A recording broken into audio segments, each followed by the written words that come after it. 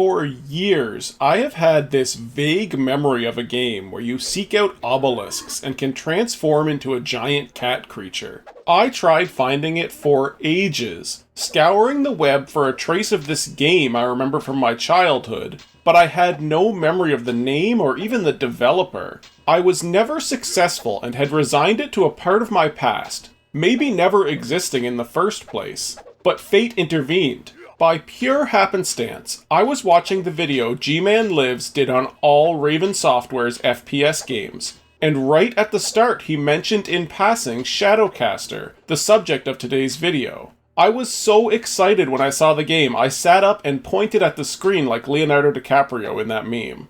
I may have even squealed a little bit. It's all rather fuzzy. Finally equipped with the name of the game I had been searching for so many years, I ran upstairs to my PC as fast as my little legs would take me, and was absolutely delighted to find the game to be abandonware at this point. Oh no! Within moments I had DOSBox booting up, mounted my C drive, and the opening cinematic was playing. It was bliss. But does the game actually live up to the bizarre fever dream memories I hold of it? I hope you'll join me in finding out.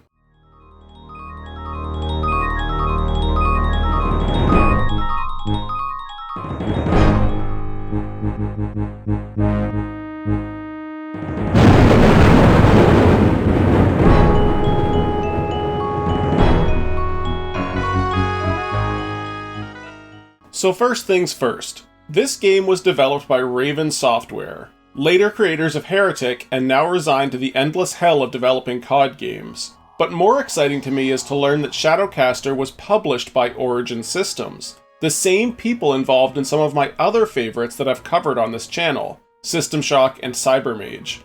I will never stop mentioning Cybermage. Play Cybermage. I guess on that note, I need to get on playing more Origin games. It seems like everything they touch I absolutely love. Anyhow, the game played on its own game engine, aptly named the ShadowCaster game engine. Fun fact for this one is that it was developed by John Carmack of Doom fame and was a successor to the Wolfenstein engine. The game was still fairly flat, but allowed the player to move on multiple planes, being able to walk on ground level, fly, and swim underwater. Pretty advanced for 1993. Unfortunately for this game, something else released in 1993 that overshadowed, well, everything. Ever. Maybe that's why we never saw ShadowCaster 2. A little unfortunate, as though this game would be heavily overshadowed by Doom, as everything else was, it really didn't fall into the same genre. Sure, it ran a modified FPS engine, but it was by no means an FPS. ShadowCaster is marketed as an RPG, but at its core, I would call it a hack-and-slash action-adventure. Really unique when compared to the more slow-paced traditional dungeon crawlers, but still not as action-heavy as an FPS. Love or hate it, this game was just a little bit different. The story here was pretty bare bones, but it does exist and is more than serviceable. We do get a basic introduction cinematic in that beautiful 90s style I just live for. Here we get a scene of Kurt, the player, and his grandfather. Kurt's grandfather reveals that you are one of the last of a race of people who have the ability to shape change, simply known as the People. It is worth noting that not all of the people had the ability to shape change. Only those deemed worthy by the gods gained this ability, and generally were put in an elevated station above their non-changing peers. As you would expect, this divide sowed the seeds of discontent, and a splinter group of the People split off under the leadership of Vesti, an influential man who would gain the power of shape stealing. The key difference here is his powers would not be God-given, but instead gained through torture and grim ritual to take the forms of other beings. This led to a civil war of sorts, and all those with the power of shape-changing were hunted to near extinction, all except for you. See, while all others with the power to change shape were foreseen to meet destruction, you were an exception as your fate cast a shadow over what was to be. You were the ShadowCaster. Pretty clever, Raven Software. Anyhow, all these many bombs dropped, your grandfather wants to send you to your home dimension to deal with Vesti and bring rise to the Shape Changers once more. As he sends you off, he is attacked by a gargoyle. his fate a mystery. We appear in a foreign land, and something is coming toward us fast. ShadowCaster was a bit of an odd duck gameplay-wise, and this is generally a good thing.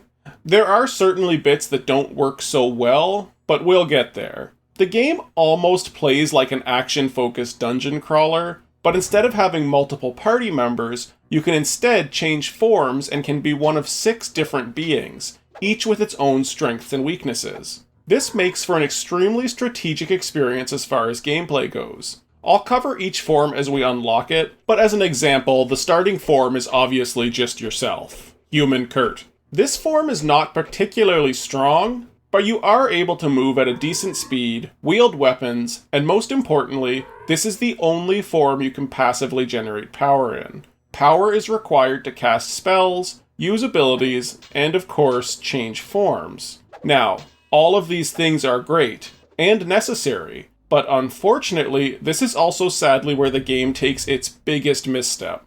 You absolutely need to spend time in other forms to progress in your quest. And each of these forms is well thought out and useful in its own situation. The problem is how power generation works. It can be regenerated using consumables, or by just being in the human form. There are sadly not nearly enough consumables for them to be used to keep yourself topped off, so you're left with little option than to stick it out in human form. This wouldn't be too big a deal, but unfortunately the human form becomes far too weak to stand toe-to-toe with enemies by around the time you unlock your 3rd form. What this means is, you're going to spend a lot of time standing around in human form, hiding from enemies while you wait for your power to regenerate. And man, it regenerates slow. Like 5 minutes of standing around just to be able to transform slow. Bring a book.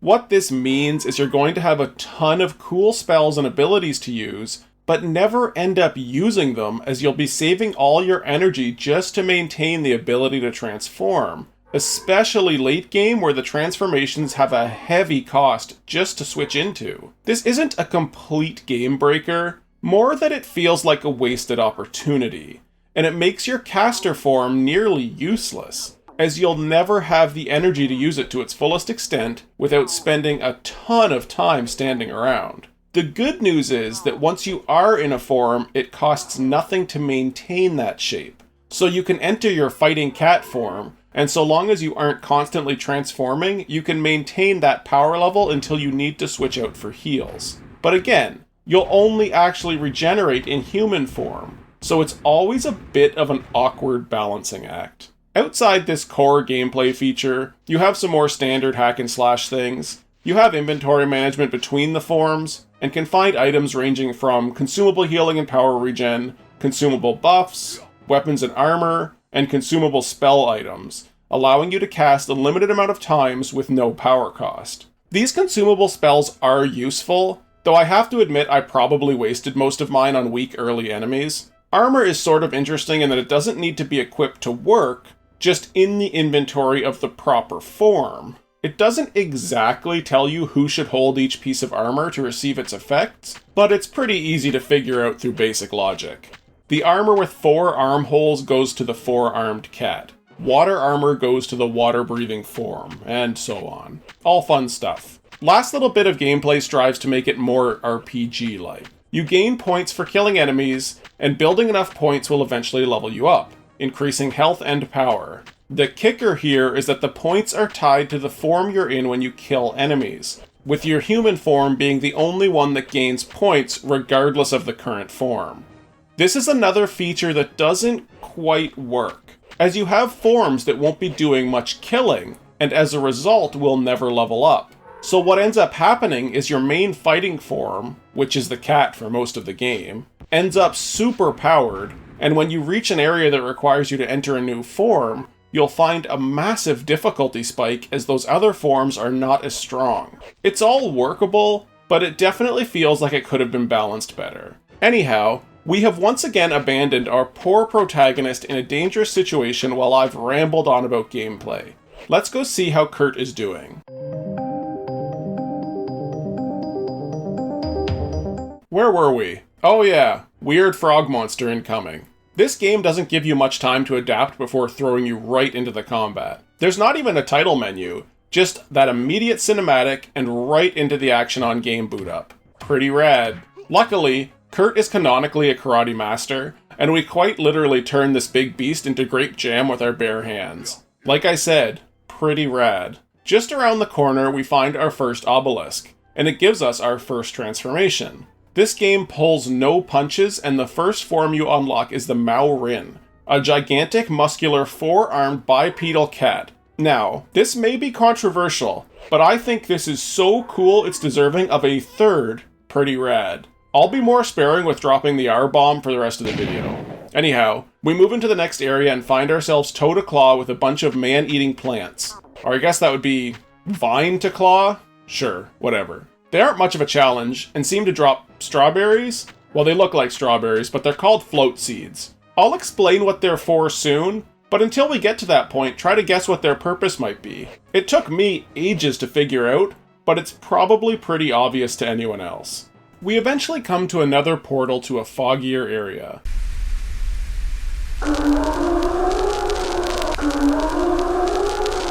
This place is littered with skeletons impaled on stakes, and getting close they come to life. We make short work of them and find a big open area with a key. Picking it up activates a trap. The little eyeball tribal men prove no match for our cat's claws. Sadly, the key has no use that I can see. Oh well, killing those guys was worth the effort in itself.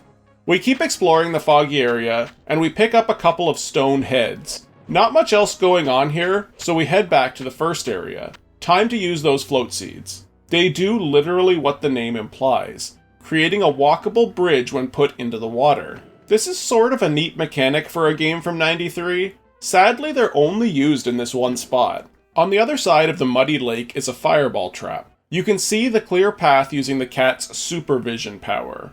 On the other side, we get a shuriken, the only reusable ranged weapon in the game, and we grab a third stone head. Back to the central courtyard, there's a floating chest that shoots fireballs. Yeah, because that's totally normal. Killing it nets us a key and opens a portal to a new area. Entering the portal, you can learn pretty quick the Mao Rin's weakness: water. You'll drown almost instantly as the big cat, so it's best to go through as a human. The enemies on offer here are ceiling-dwelling creatures.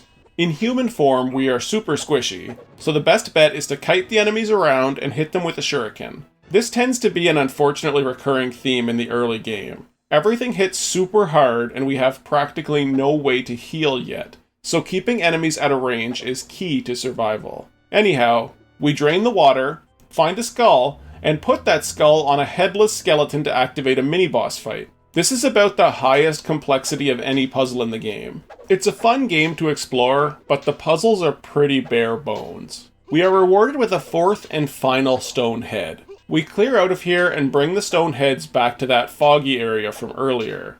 There's a temple entrance where we can place the heads to gain access. It is like super blue in here, with more of those eyeball creatures and another mini-boss of a sort. A big fireball skeleton. We defeat him with my patented get him stuck on a corner and toss shit at him until he dies technique. I'm still brainstorming a better name for that. We're rewarded for our victory with another obelisk in a new form, the Khan. He is a small, muscular elf/leprechaun. So far, we are 2 for 2 with cereal mascots for unlocks. First, Tony the Tiger, and now the Lucky Charms leprechaun. Does the Lucky Charms leprechaun have an actual name? I feel like I need to look this up.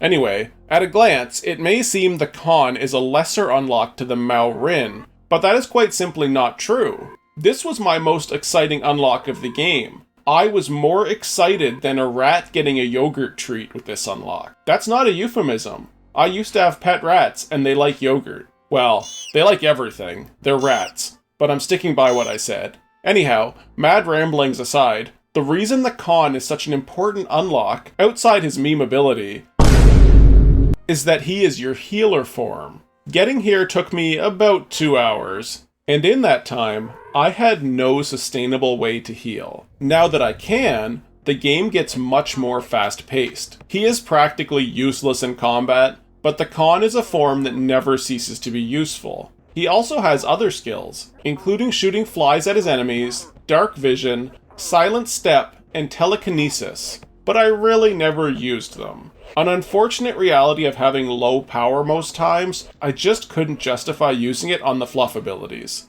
Moving through the temple, we're transported into a castle that will serve as a hub for the rest of the game. There is inventory management, so this is as good a place as any to dump extra stuff.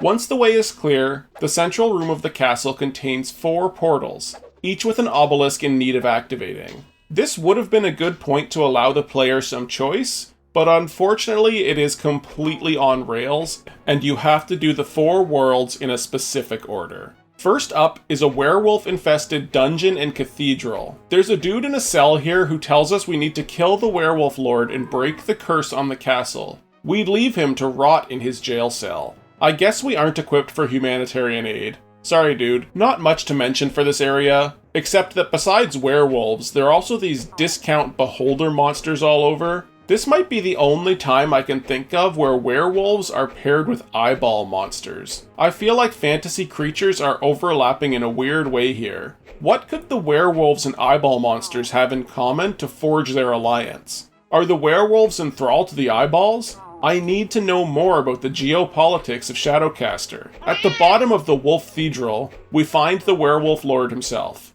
He has his own sprite and isn't just a bigger version of the same thing. That's actually nice to see for a DOS game. We send him right to hell where he belongs and unlock the next obelisk, and subsequently, the least useful of all the shape changes, the Opsis. This is our caster transformation, and I call him useless not because he is inherently bad, but because of the issues with power generation I mentioned earlier. It's so hard to justify using him. His fireball or ice storms are super strong, but when it takes half a power bar to kill one enemy, it would mean waiting 20 minutes every 2 enemies you kill. He can at least fly, which is vaguely useful, but this will sadly be my least used form. Next up is a mine area where giant muscular thong-clad boar men rule. That is not a sentence I ever thought I would say. What is it with the 90s DOS fantasy games and they're insistent with muscular thong-clad men?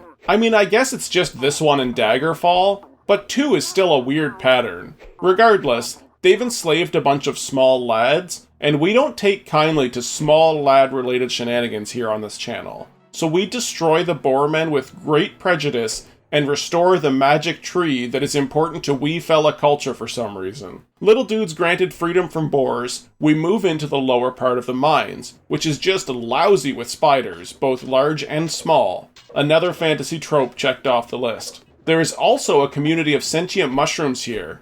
Didn't we see that in Menzoberranzan as well? We exterminate them from existence regardless. At the end of this area, we have the game's one and only jumping puzzle. Just don't fall in the sludge. We are rewarded with our next form, the Kappa, or Frogman. According to the flavor text, as the Frogman, we rule the waters. Don't tell Poseidon, he might take exception to that statement. This is an okay transformation, but again, he has a lightning attack that we never really use due to the power cost. He can breathe water though, which will be very useful in the next level, which is of course, water themed. Shockingly, this is my least favorite level. As water levels tend, this one is a pain. The problem here is just a massive number of enemies under the water. And we can't heal, as the con form would drown almost instantly. So it's a lot of hit and run strikes to kill a few enemies, go all the way back to leave the water, heal up, then strike back out. This is tedious, though admittedly sort of satisfying as we slowly clear out the underwater labyrinth. At the end of the water maze, the boss is a big old lobster monster, as such things tend to go. He's not too hard if we employ the corner poke. He drops a water tablet, and the game literally tells you how to solve the next puzzle. We need to take the tablet and throw it in the acid. Doing so turns the acid to water, which makes the surrounding serpent monsters happy, I suppose. We touch the obelisk and get our penultimate form, the Cessair, a flying dragon serpent. This is the first form that really does a good job replacing the Maorin in combat. He hits harder than the cat, can fly, and has magic fire breath that, once again, I pretty much can't use. Regardless, he's pretty tough. Also, you can poke things with your tail, and that's just the bee's knees. His drawback is his heavy power cost each time you transform. so you really need to let his health get near zero before switching out to heal. Less transforming means more power and less waiting for it to refill. One more obelisk to unlock.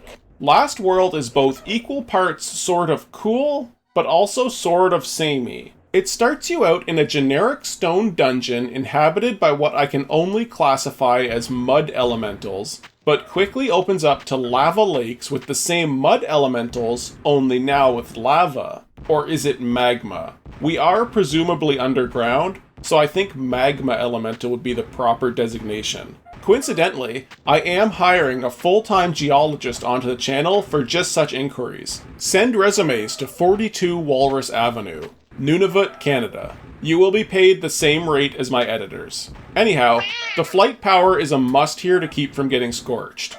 I may have run out of power whilst over a magma pit at one point and died a horrible death. Can't confirm. Toward the end of the dungeon, we get a super tough puzzle. You need to pick up an hourglass and then put that hourglass into an hourglass-shaped hole. It's a real mind melter. Actually, I shouldn't be smarmy. Earlier in the level, there was a legit difficult puzzle where there is a stone frog you need to feed with conflies. That puzzle actually did stump me for a bit. Anyhow, the last obelisk grants us the final form, that of the Grost, or the Grost. I like Grost, we're gonna go with Grost.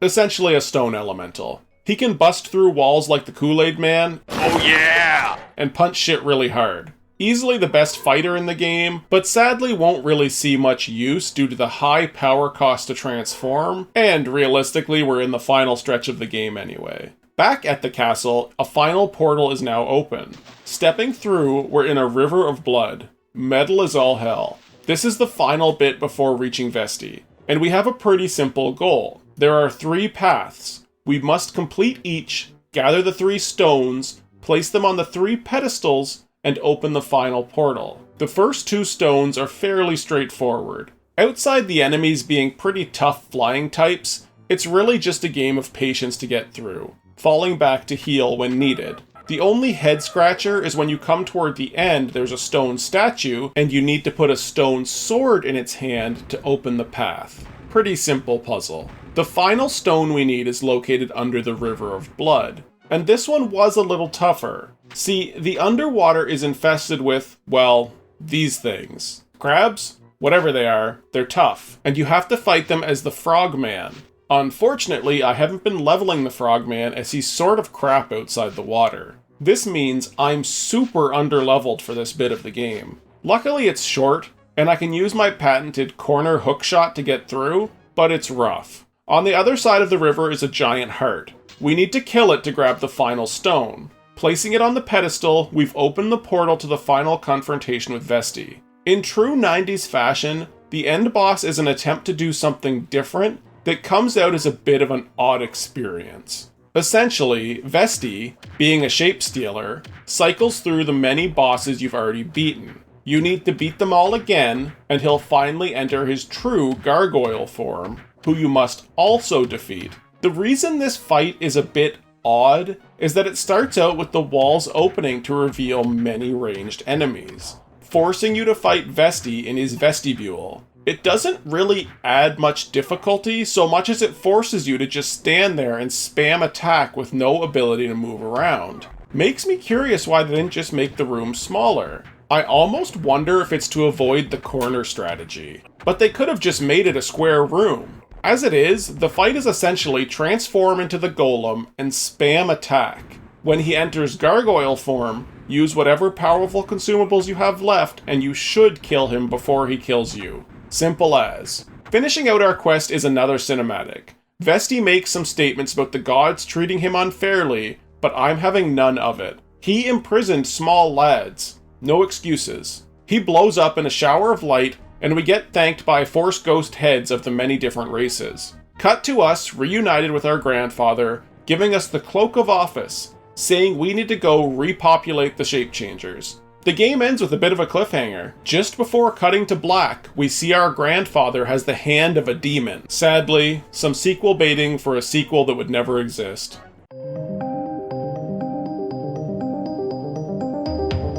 So believe it or not, Finding much in the way of reviews for this oft-forgotten title was a bit of a challenge. I did manage to track down a couple from Moby Games, and that will at least give us something to talk about. Review 1 is credited to PC Zone. If all you really want to do is hack and slash your way through pretty scenery, then you might want to take a look at ShadowCaster. On the other hand, if you want something that presents a reasonable challenge, or even spins a decent yarn, forget it. There are much better examples of the genre around. I guess I can't completely disagree. I called this a hack and slash as well. And yes, in the regard that this really isn't an RPG, I think that's fair. All the leveling you do is automatic in the background, and the game is 100% on rails. Not a lot of role-playing going on. In terms of it just being a hack and slash with pretty environments, I have to disagree. I think the game does look great for its time, but it's also doing a lot of interesting things with the shape changing.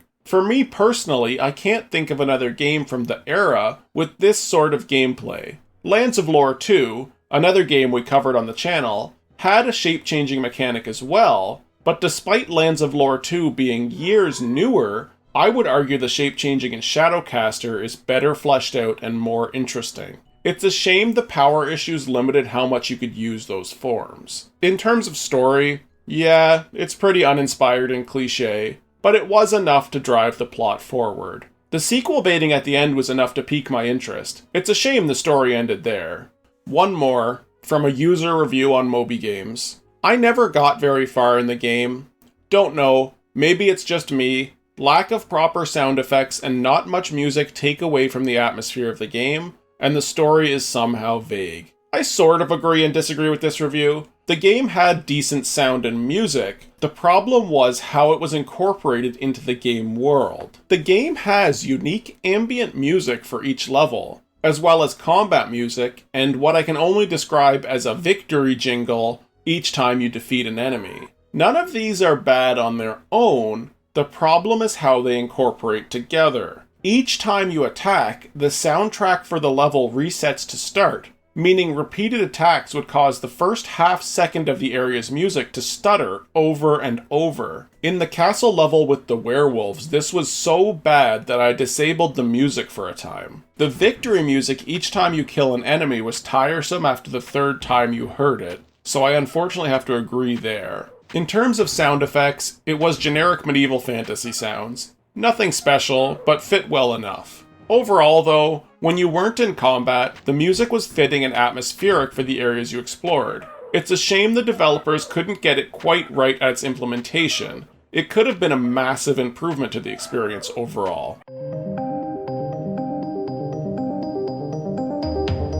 So, if it's not clear by this point in the review, this is definitely a title that is colored by nostalgia goggles for me. After years of vaguely remembering this title, never able to find it and almost believing it never existed, I was super excited to jump in and reconnect those 30-year-old neurons. Going back to play it, I actually had a very good time. The shape-changing mechanic was well fleshed out, and the many forms were interesting and varied, unique in their scope and purpose. Despite the sound issues that I've already addressed, I found the music and atmosphere of the game was truly gripping. That second area with the fog and impaled skeletons was unnerving. Doubled by the fact that you could not yet heal, you had a real sense of danger and foreboding. Not many games today can replicate that. All that said, there is a good reason this game wasn't the takeoff success of games like Doom and Ultima. The action wasn't fast-paced. I know I'm beating a dead horse here, but the power generation in the game massively slowed you down, and the almost totally melee focus that caused really detracted from the game as a whole. It's like there was this big spell casting system there, just below the surface, but the implementation made it unusable. The Osis form I mentioned earlier, the one I never played, is actually really fun. The problem is the huge breaks you would have to take to rebuild your power between uses just made it too obnoxious to bother with playing. I feel like a great solution for this would be if each form kept a separate power bar tied to that specific form that regenerated in the background. So you could play the caster for a bit, and when your power ran low, you could use your melee characters while it regenerated. This is probably asking too much for a game surpassing its 3rd decade in existence, but I can dream. The story, while interesting, was extremely cliché. You're the good guy taking out the bad guy. That's really as deep as it went. And while that is enough to get you through the game, I can't see that it would hold up for someone without nostalgia to help push them through. Overall, the game was fun. I enjoyed going through and stopping the evil gargoyle Vesti, and got a genuine surge of excitement each time I unlocked a new form on my quest. But this game is far from a masterpiece, and almost serves as more of a tech demo that didn't quite get the fleshing out it deserved. I would rate it 6 out of a total possible 10 small lads. If you have nostalgia for the game, or even just want to see what a collaboration between id, Raven, and Origin looks like, give it a go. Just have some patience with it and I think you'll find some good experiences. Most of all though, make sure you check your power bar before flying over the magma. See you in the next video.